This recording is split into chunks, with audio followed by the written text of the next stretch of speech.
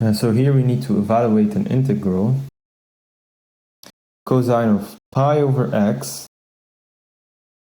in the cosine divided by x squared. Good problem. Maybe a problem for us, but it's a good one. And now there is an observation that needs to be made here, and I will make some intermediary steps in order for you to see it as well, if you do not see it already. So I hope you don't mind if I just write this as follows. I'll just take the x squared and I'll just write it next to here. 1 over x squared. Yeah, I hope that's okay.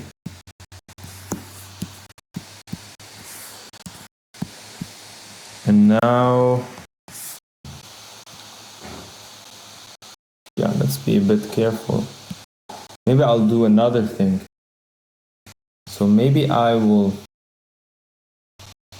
multiply by minus 1 over minus pi here. Then I'll multiply by minus pi there. And then you're probably wondering, hey, why are you multiplying by 1? Well, because I can. I can do whatever I want. So this is what I do. And then I do like this. Okay, like this.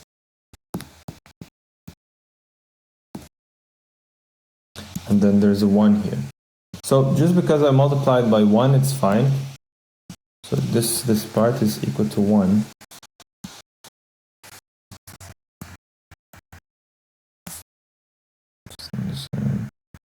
So it's fine.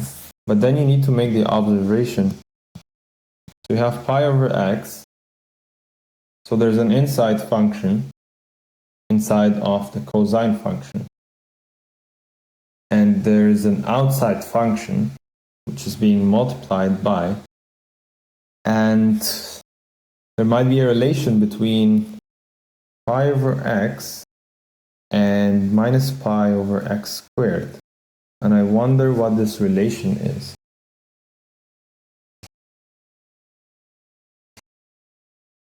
Yeah, it's the derivative. So the derivative of 1 over x is minus 1 over x squared. So if I just multiply by pi on both sides, then this is the derivative. Now, what do we conclude from this? It's a very interesting observation. So if you have an inner function like pi over x, and the remainder of the expression is being multiplied by something like, let's say, x squared, then it is good practice to look for the derivative of the inside function.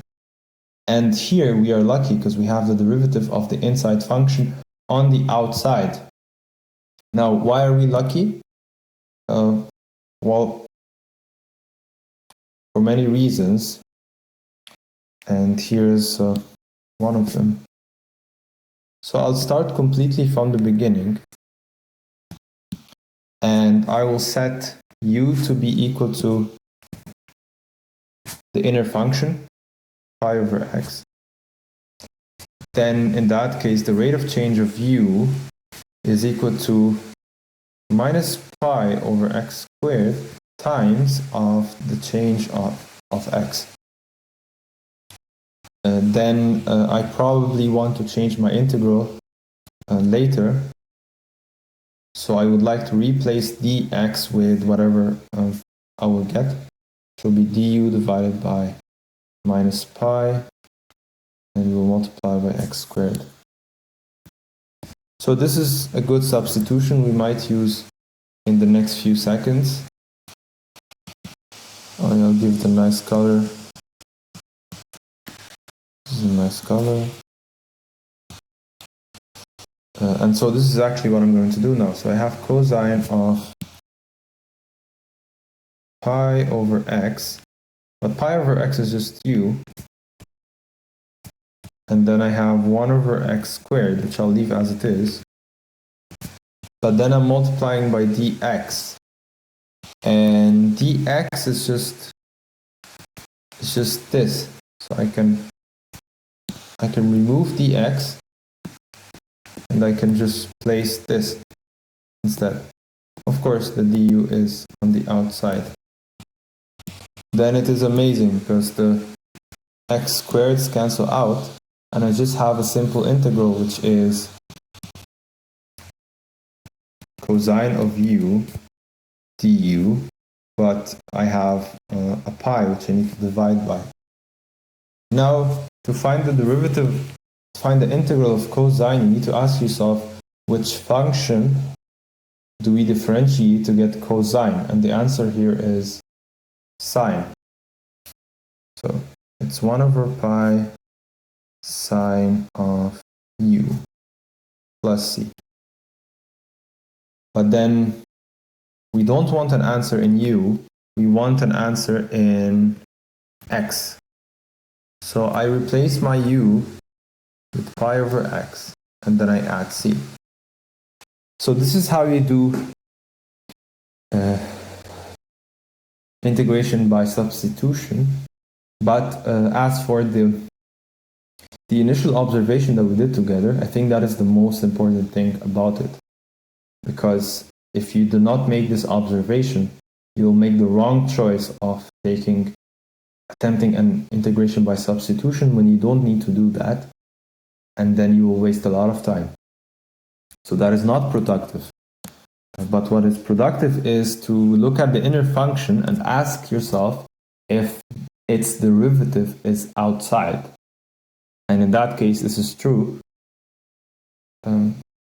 minus a factor of pi, but the derivative of the inside function is there, and so we were